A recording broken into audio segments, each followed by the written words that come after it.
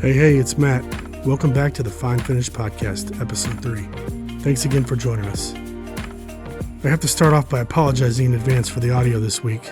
When we started this a few weeks ago, we did it on the fly. In one of our daily what-if discussions, we said, what if we start a podcast? What would the response be? We figured we'd just give it a go and see what happens. We plugged a microphone into my laptop and hit record. Now that we're seeing more interest, we're updating our hardware and software to make the audio better. Either way, we appreciate you being patient with us. Now, don't let that distract you from our guest this week. He's a longtime regular at the store and is always good for a laugh or two.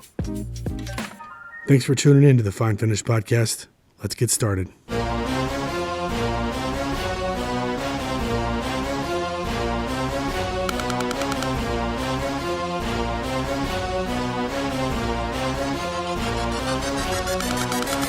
I go hard in the paint, leave you stankin'. What the thinking? I won't die. We got Bobby Thomas here today. One of our longtime customers stopped by.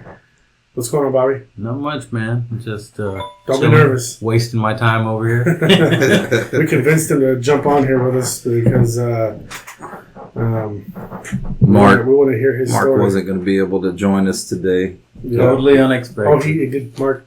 Yeah, he's going to join us tomorrow, though. So Yeah, or the next episode. yeah, the next episode. So yeah, no, we appreciated Bobby coming in. Like Matt said, Bobby's been one of our longtime customers. Bobby, why don't you tell everybody a little bit about yourself, man? What do you do?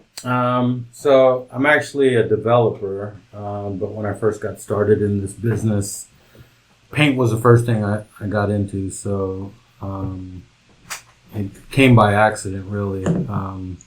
I was in Dallas, and I had other businesses before, but you know, my dad taught me certain skill sets to get started. And I found a need in Oklahoma, actually. They were in need of someone to paint a church. So, of course, I said, yeah, we could do it. You know, kind of winged it and had to learn real quick about painting. And we painted a 25,000 square foot church. That was my first job.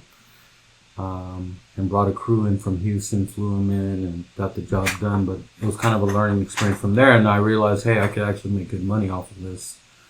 And started getting into the paint slowly. Started off at Sherwin-Williams and got into the basics, and then started getting into lacquers and things of that nature. Yeah, when I met you, you were shooting a lot of lacquer. That's all I was shooting, yeah. And I think you started buying equipment from us. And then we kind of transitioned you into the renter away from lacquer. How was that experience for everybody? I mean, honestly, you know, was it a struggle? How was it? Experience-wise, you know how a lot of old heads are, so nobody wants change. Everybody's like, we have a good product, this is good enough, you know, we're in and out in a few minutes. And I had to basically prove the product to some of the guys. So I was like, hey, we're going to try new sanding systems. We're not doing the old method. So that's when I brought in the surf prep, and we got more into the dustless sanding. And, you know, dust is evil in our industry. So once they started realizing, like, hey, our life is a lot easier with this, that's when I started introducing the paint. So I had to do one step at a time. But once they saw how easy the primers sanded, because we were using shellac and then vinyl sealer a lot. And, you know, the whole theory behind water-based finishes is everybody's like, nah, it's not as good. It's not going to finish as hard. When they realized this is actually better and the solid content was actually much higher, I think you kind of informed me about that. I had to learn a lot about solids afterwards. My guys started seeing the benefits of using water-based systems. So we transitioned to your primers, and I think 851 was the first product that I started using. Then I was introduced into 765, and I haven't turned back.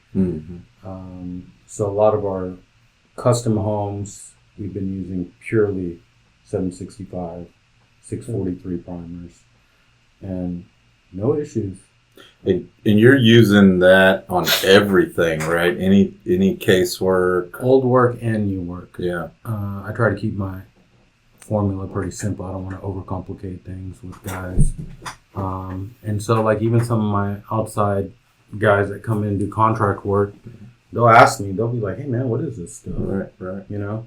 Yeah. And I think you've gotten a few new guys customers that come in wanting to try it because they really like the primers a lot. Yeah. They're used to, on water base, they're used to using, what's that product from Benjamin Moore? Oh, advanced or something like that. Advanced, and there's that other one. Cabinet coat. No. It's the one that goes on everything. Oh, Command. Command. Yeah, something like So that. guys are like diehard about Command, and I was like, it's garbage. Yeah. This stuff can be a 1K, 2K product. You're not going to get that with Command. So, I mean, our finishes 99% of the time have been flawless. Yeah. Yeah, no, that's interesting because we get a lot of, we've been getting a lot of people asking us, you know, if they can use the products on casework, and you're one of the customers that I have. You know, we have a handful of customers that are doing custom homes and are starting to use our product exclusively on everything. And the look and feel is just, you know, it's amazing. I mean, it's beautiful. It's a really, really nice look. And it's cool to see, you know, the especially the custom home builders. It's neat to see everybody incorporating it. You know, one thing you were talking about, I wanted to kind of go back to, because maybe our listeners don't understand that. And if you ever talk to a rep, or, you know, a lot of times we'll harp on solids content, like you said, and you mentioned vinyl sealer. We'll kind of pick on vinyl sealer for a second. And man, you know, back in the day, I've used tons of vinyl sealer, and I get it. I get why. I mean, it's a fast dry. It'll turn something white really quick, but most vinyl sealers are somewhere around 18% solids. And what that means for, you know, anybody that's using the product, you're losing 88% of the can to evaporation. So that's why we harp on solids so much. It's because it's, you know, what's the point of paying for something you lose 88% of? That's always been my biggest thing. And when you're using one of our primers, it's, you know, let's just say 55 to 60% solids, you know, doing one coat of our primer is like doing 3 coats of a vinyl sealer. And I mean, exactly. When you start factoring that into labor, I mean, like, you know, because so you're building homes, you're developing, you're remodeling, you're doing a variety of things. So you can equate it, you know, to how much it's going to cost you, you know, how fast can we turn it and all that good stuff. Yeah. Like when I got into this industry, everything comes down to time, right? Yep. So the way I equate everything is like, I may pay a little bit more money for the product, but at the end of the day, I'm saving 80 hours of man time, right? Which is costing me way more money. So if I'm paying, you know, 4 guys $25 or $30 an hour, you're saving over $1,000 a day. Mm-hmm. Yeah, it's crazy. It's crazy when you say it out loud, you know, because we get so many people, like you said, they just can't.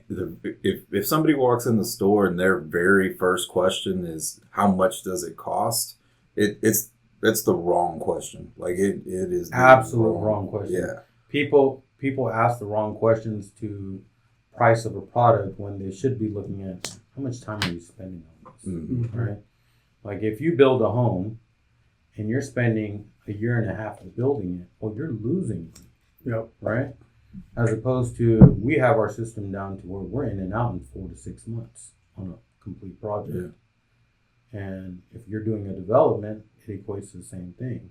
So the fact that I got the experience in millwork and I got experience in actual paint and not just being a builder, because builders, for the most part, have no idea what's going on, right? They just know that there's a process, but they don't know the quality that goes behind it. So the fact that I worked kind of backwards and then got into development, I think it's benefited me a lot because I have that experience of, hey, this is what works, this is what doesn't work. You know a seasoned trim guy as an unseasoned trim guy. Unseasoned guy is going to cause you, your finished guys, to do 10 times more the work. Yeah. Right? The So painter will fix it. Yeah, so I'd rather spend the extra money and have a seasoned guy in there and do it right the first time. So my finished guys spend the least amount of time prepping. Yeah. And it all comes down to mathematics. I mean, where are you going to be profitable? Yeah, you may spend $100 and something a gallon as opposed to $60 a gallon, but you're not going to get that back in man hours if they're going back and repeating the job 3 and 4 times Yeah, for touch-ups. absolutely. So for me, I'm a big proponent of putting money into equipment, quality gear, and quality product, because I don't want to repeat. I don't want to go back. And so that's, most builders are like, why are you so much? I'm like, look, I don't want to show back up. I don't want to see your face after that. Yeah, I want to be done, have a good product, and be out. absolutely. And it's benefited me over the past several years here in Houston. But yeah, I mean, renter product. I mean, when you first introduced me to it, I remember like, no, I don't like water based, because I tried a few. Mm-hmm. Yeah. ML Campbell, I think, was Mm-hmm. the first water based lacquer. Yeah, it was like water. Yeah. It just wasn't there yet, so I just wasn't convinced. And I think you spend a few weeks convincing me, like, hey, just try it. Yeah, just try it. Because I was the same way. I had, and it really truly is the resin system. Like, people have a hard time believing that, because they'll say, well, I've tried Sherwin, I've tried Axalta, I've tried Campbell, I've tried Gemini. They're all domestic. It has to be an Italian or a European even now. I mean, there's other countries that are coming into the game with coatings, but they're all European resin technology, and it makes all the difference, because I've used those same products myself, and they're awful. I mean, they really are not good at all. Yeah, Yeah. I think I've tried most of the products that you Mm-hmm.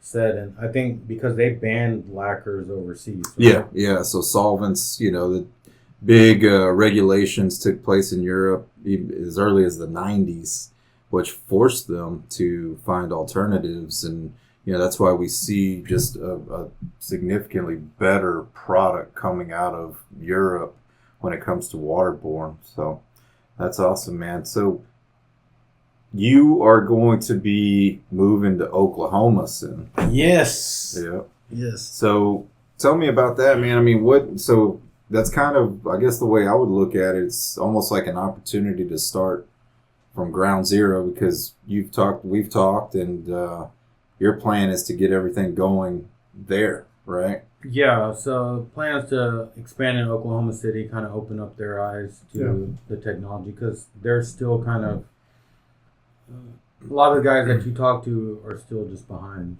right? Yeah. They're 10, 15 years behind on technology. So my goal is to go up there and kind of update things as far as development, getting into, for some reason I love paint. Mm-hmm. I don't know why I still love it, but I still like to do it myself. Well, we have a couple customers up there, and I know that area is growing like crazy. Just a lot of the southern states, are seeing a big increase in population from people coming out of California and stuff. I was in Tulsa not too long ago. We have a guy coming down for a class, I think next week, that's coming from Oklahoma City. So I know there's work going on over there, but I guess my big question is, here, the way you're running your operation here, is that kind of how you're looking at it? Like, this is your opportunity to really just, start fresh. What are you going to do different, I guess, would be. So here we're, I run a drywall company here also. That's our main bread and butter. So here we're just going to simplify operations. Yeah. To where I'm not here all the time. Yeah. So we're just still going to focus on just land development and keep the drywall running. Mm-hmm. Over there, I have eyes on the road over there. So basically, I feel like there's a need for finished work there because I've seen the finished work in some of the places. It's just not there. Yeah. Especially with a lot of the custom home builders, what you're getting nowadays, it's ridiculous. Mm-hmm. Mm-hmm. Even in Dallas. Yeah. I can show you pictures from a $2 million home and you would laugh at me. Yeah. No, I bet. I believe it. And I think there's an opportunity for growth and development. And in the paint world, I think there's opportunity for improvement, right? Improving your processes. So I'm going to just spend a couple of months, study the area, see what the rates are out there, and kind of make an informed decision from there. If the city can support it, which it's a growing city, so I'm hoping the opportunity will present itself. Yeah, I'm sure it will. Yeah. So Matt, how'd you get into this? How did I get into what? Into working Into the here? paint. Into the paint. Lewis found me and It's all she wrote. pulled me in.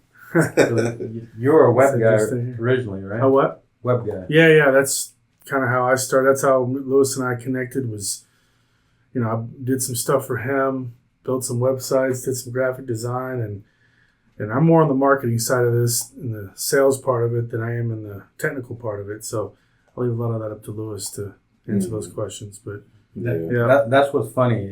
I've been stuck in ink since I was a kid, one way or another. Yeah. Like, when we were kids, we were into the whole graffiti scene. Yeah. And then my first business was actually commercial printing. Oh, yeah. So I have ink somewhere in my blood, and it just never went away. That's what we tell. We get lacquer in our blood because it's just. Oh man, I've been around lacquer thinner my whole life. It seems like just everything. I remember my grandpa would get cut. He'd be like, put some lacquer thinner on it. Probably the absolute worst. That's what advice. I did yesterday. Yeah, worst advice. It's like, dude, but he's 82 years old. Just celebrated his 82nd birthday. So, I mean, It strengthened your blood. Who knows? Probably not. We're definitely not giving safety advice here. We're just, Yeah, don't do that. don't put lacquer thinner in your guts. But no, I remember with Matt, it's funny because I remember us shooting like our first videos and just trying to record audio and just do random shit. And the way it all started, it's funny. It's funny how things happen, and who would have known? We have people all over the country listening and willing to listen to what we have to say, and I guess it's only because it's accurate, right? I mean, that's our biggest thing is we don't really care too much what you think about the way we do it, as long as we know we're delivering it properly and our customers are getting value. Because I mean, if we're over here just blowing smoke up everybody's ass, no, I would imagine nobody would be. That's one thing I can tell you. You've been straight up with me since the day I met you. Yeah. And that's why I'm still with you. Yeah, right. For sure. Like I don't like BS from anybody, and I've been always a man of my word. That's the way I always like to live. Like I'm just straight up with people. If I can do it, I'll do it. And when you gave me this product, I was like, I'll try it out. I don't know if I'll buy it, and then I got stuck. Yeah. Now I don't shoot lacquers. Yeah. I haven't shot lacquers in how many years now? It's no reason to. That's what people ask me all the time. It's like, like we were having the conversation. I've had quite a few opportunities come up here recently for finish work, which I've always said I'm not going to go back to doing finish work, which I don't plan on it. I don't plan on being heavily involved, but I have the opportunity to set the work up for my family. And, when I'm having these conversations with these, and this is commercial work specifically on the millwork side, it's solvent is still always the main, like, okay, you're shooting conversion varnish. No, we're not. Well, why not? Because we don't need to.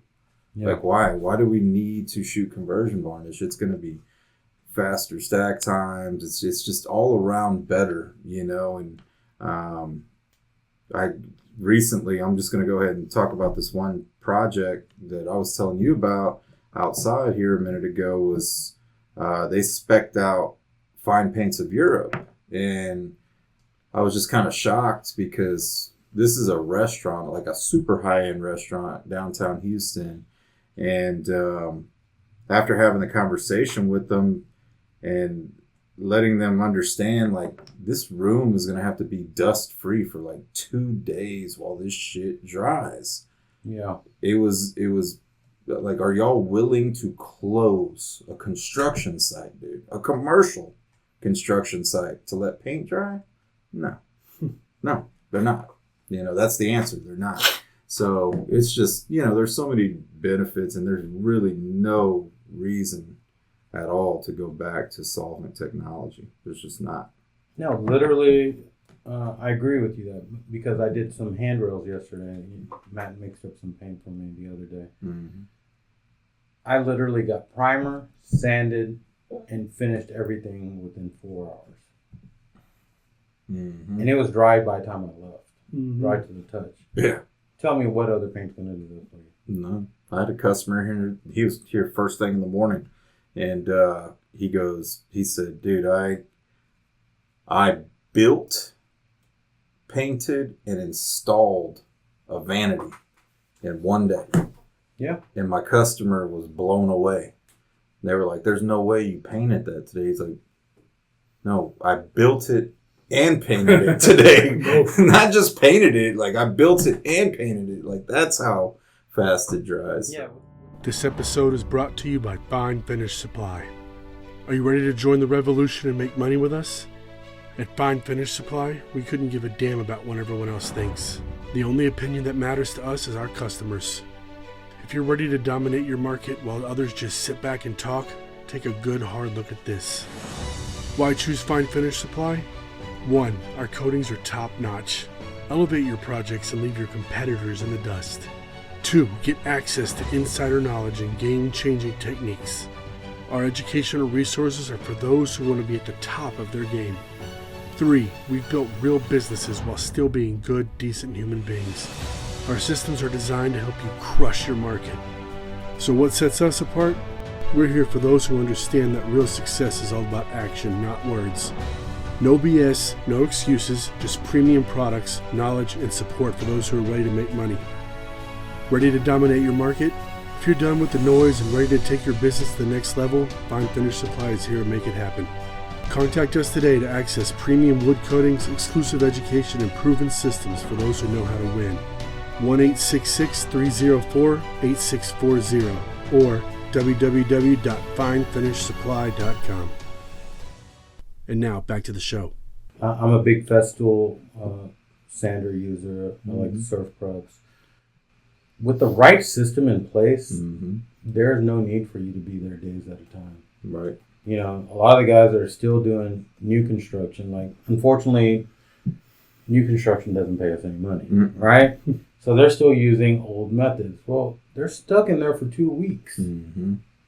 When in reality is they could have everything primed and painted trim-wise in 1 day if they prep it right. Yep. All right? Exactly. But people... They're worried about that price of the bucket, though. Yeah, people are too worried about how much it costs, and I'm like, you're focusing on the wrong thing. Yeah. Yeah. We have that argument. I have that argument a lot, man. I see these dudes. I feel bad for them, you know, especially here, Texas. It's big Hispanic dominated worker industry employee, but you see these dudes come out of these houses with Vaseline all over their face and rags tied all over them because they're in there spraying oil. It's dumb. I'm like, it's unnecessary. Let me rephrase that. Like, what they're doing is unnecessary. And they think because they're all in there, you know, you get 6 or 7 dudes in there piled up, moving rapidly. Like, they're fucking moving, bro.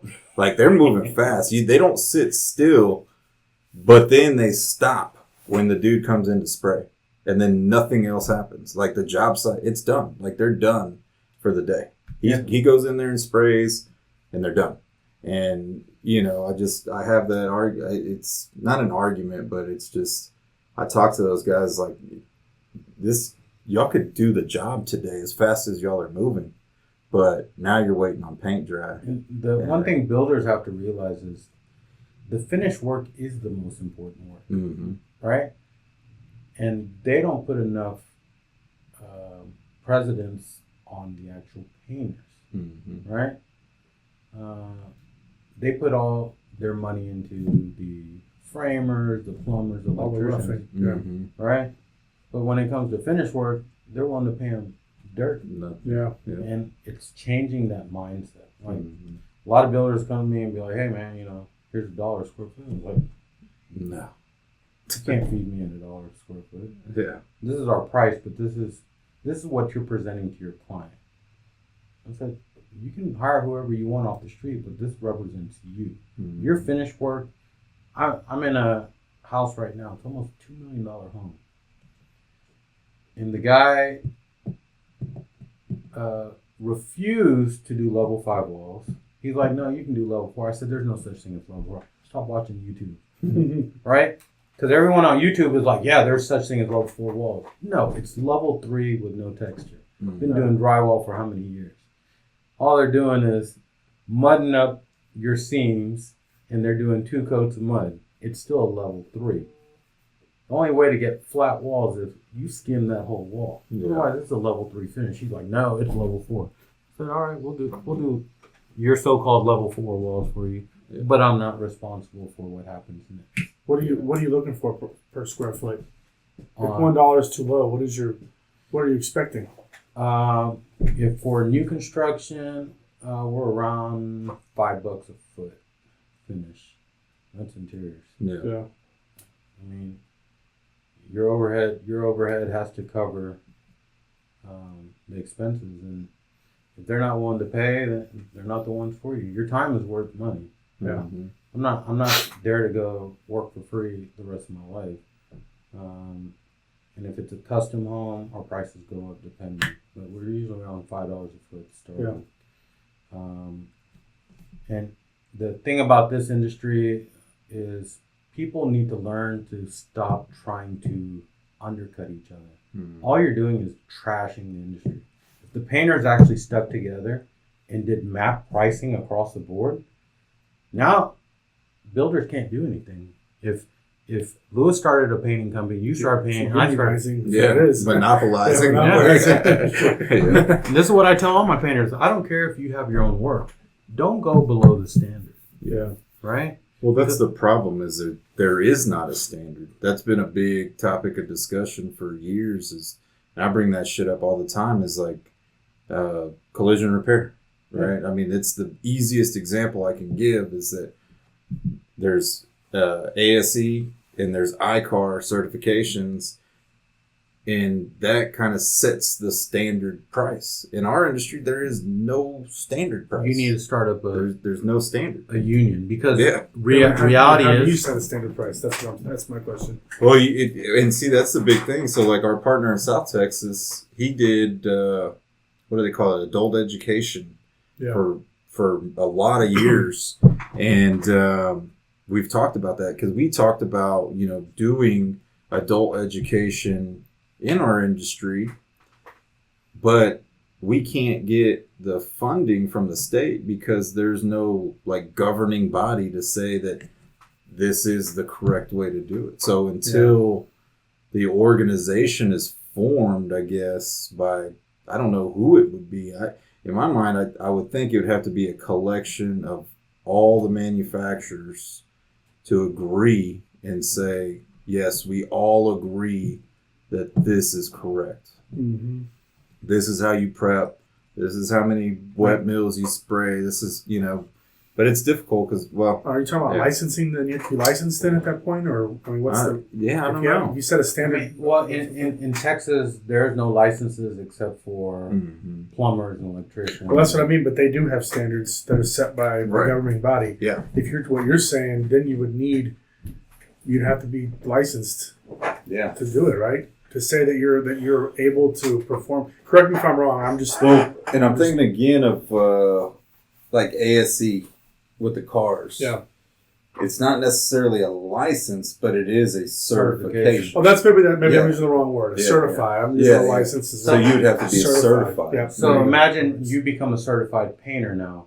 Now these architects can say, hey, you need to use A certified painter. certified painter who's been trained in these techniques. And you have different certifications, lacquers, oils, water-based paints. It gets deep at that point, right? I mean, Yeah. But there's there's a lot to it then.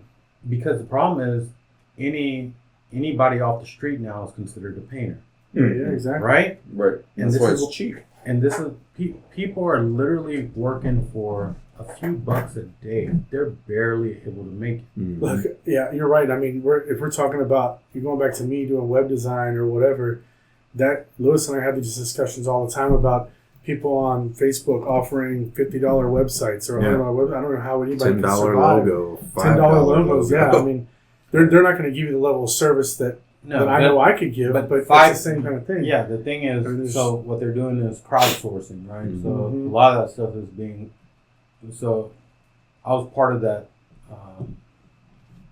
when it first started coming up. So when we were initially doing graphic design and stuff like that in the printing industry, I worked for the record industries, right? So we were producing the CD manufacturing, we were Mhm. producing the album covers, we we're printing all that and sending it out for distribution.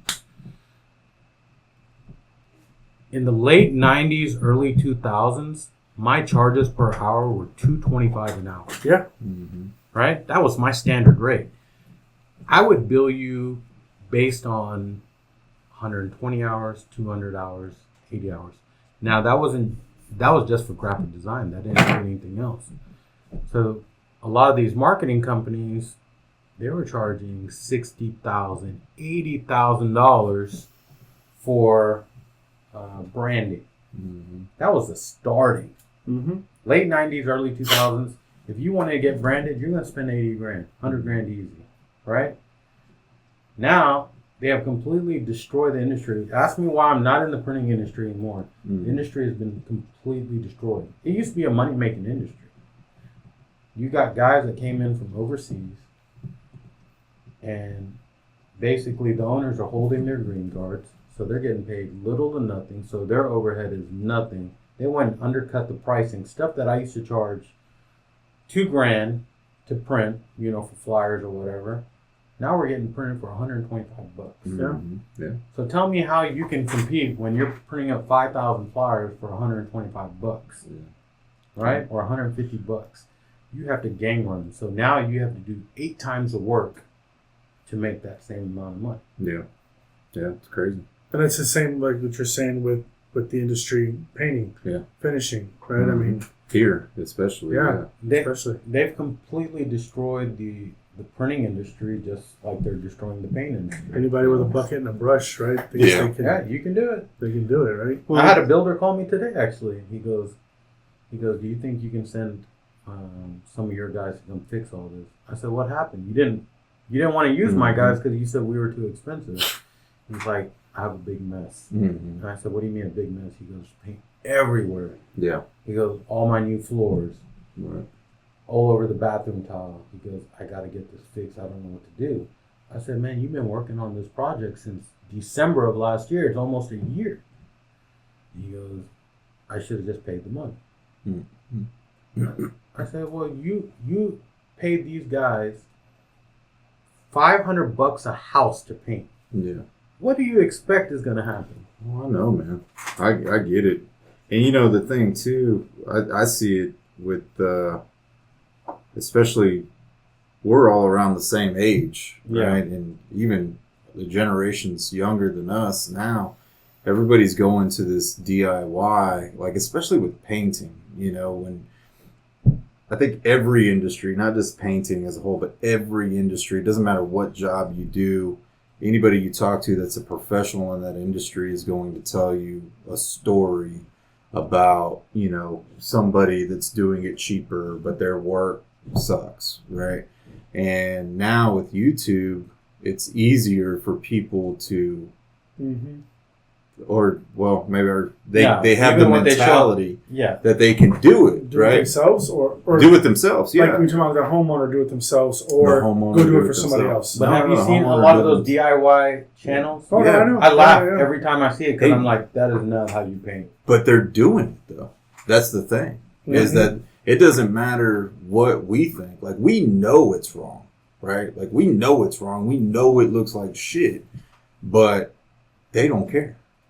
And you know, and really truthfully, you know, they don't give a shit. Like they're not seeing us say that. They're not hearing They us got like say 2 that. million followers, and I'm like, They this don't. is- Yeah, it's crazy, right? But that is truly, you know, the environment that we're coming into is even more like by the day it's becoming more regular. I mean, I do a lot of shit myself that I thought that I never used to do simply by just sitting there and spending a lot of time on YouTube. You know, fix my damn washing machine. So you're the problem. You know, yeah, but I mean, No, I'm just kidding, I'm it's kidding. all of us. I mean, you Yeah. can't say that you haven't looked something up on Oh, YouTube. I've done it. I've done it you 100 know. times. Yeah, Yeah, I mean, and that's I've looked at stuff on YouTube and then I tested it out and I realized this ain't right. I Yeah. mean, what really intrigued me about paint finishes is I went to a cabinet shop once Mhm. and I saw how just nice and clean Mm. the top coat was on it, the clear. I Mhm. was like, how'd you get it like this? He goes, man, it takes a lot of work, blah, blah, blah. Yeah. Running a bunch of BS to me, and I was like, he would never share secrets. So finally, years of trying to get that, I was still doing it by brush, trying to get a clear coat on Yeah. and buying polyurethane. No. I was like, man, I can never get the finish like these guys do. So finally, one guy broke it down to me. He's like, nah, man, you gotta use this. You gotta try this. Mhm. And me going and buying, I probably spent $25,000-$30,000 just testing out stuff. But from trial and error, that's Yeah. how I learned the trade because no one would share it with me. Right. Yeah. No. Exactly. Everything was highly secretive. Mhm. Yeah. My whole thing is, I want you to learn it, Right. right? I want you to have a skill set because what good am I on this earth if I don't share any knowledge, Mhm. right? Like, our goal on earth is to be able to share whatever knowledge we've learned, pass it on to the next person. And my thought process with all my guys is, hey, I want you to go start your own thing down the road. Mhm. I want you to be successful. The right way. Yeah, do it the right way. Yeah. Because there's a lot of opportunities that no one would ever teach me, and I had to learn on my own. Mhm. Yeah. And I never want anyone to struggle like that. I went through a lot of struggles in life. But the fact that if you can pass that knowledge, and that's the thing about you, Louis, you give a lot of knowledge away, Mhm. right? Yeah. That 90% of guys would never give away to people. Yeah. And it's a big benefit. Like, there's guys out there who's never sprayed a day in their life, and you break it down for them.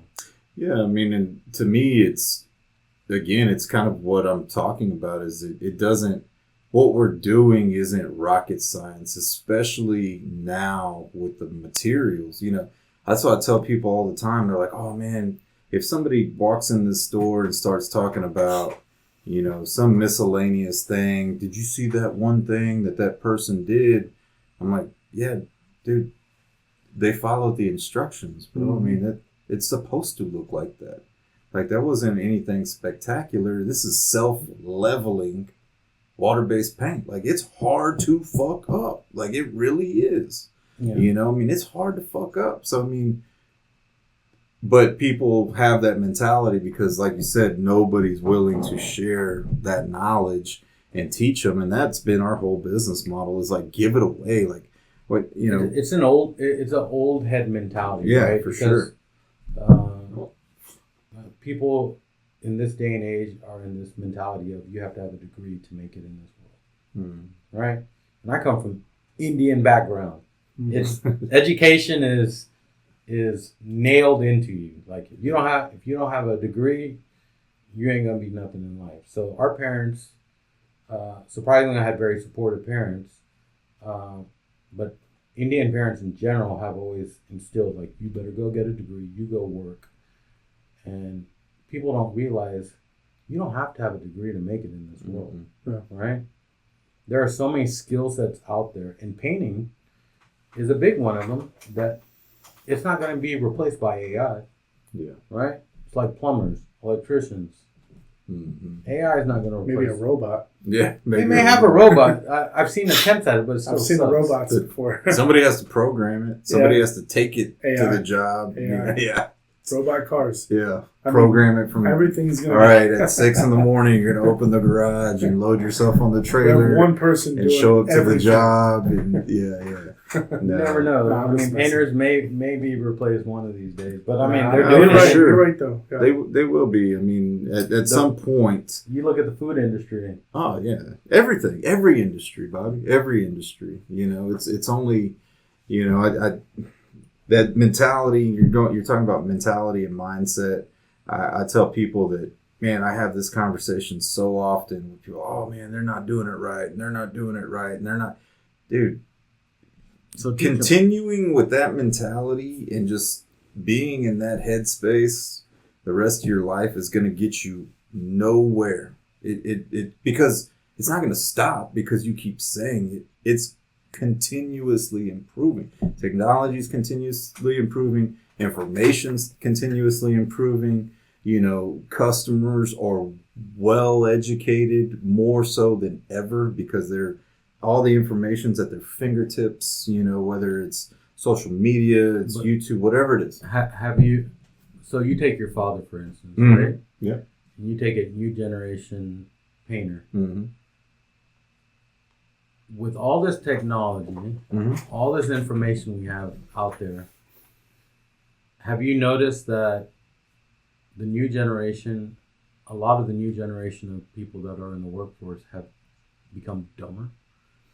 No, I wouldn't say they become dumber. I would say Meaning like, when I say dumber, like I talked to your cousin yesterday. Why are you looking at me? yeah. Why are you looking at that? No, I talked to your cousin yesterday, and he's like, you know, painters back in the 80s, Yeah. right? They'd have a putty knife, they'd have the Yeah. filler, they Yeah. have their rags, they have everything on them. Yeah. And they would get yelled at a job site.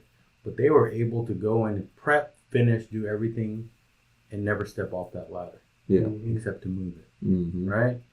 They were prepared. Yeah. Right now, everyone bases everything on YouTube, and they're wasting how much more time. Most of the guys that work for me are in their 60s. Mm-hmm. But why do I have guys that work for me in their 60s? They take their time. They do it right the first time. They're not rushing through that job. Yeah. They're not Right. distracted, probably. They're not distracted. Yeah. So when I say dumber, That's a good point. Mhm. Distracted part. Yeah, when I say sorry. dumber, it's ADD kicks in with a lot of people. For sure. Undiagnosed. I was just getting my prescription before we started the podcast. Yeah. I get it. I was diagnosed with ADD, and I realized them pills just put me on a different level. So I was like, I'll learn to fight it on my own. Oh man, I can't live without them.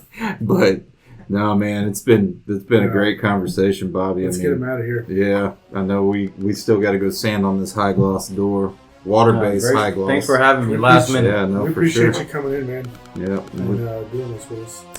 we appreciate everybody listening. Yep. All right. We'll see you next time. Thanks. All right, later. I go hard in them paint. Leave you stankin'. What the thinking? I won't die for it.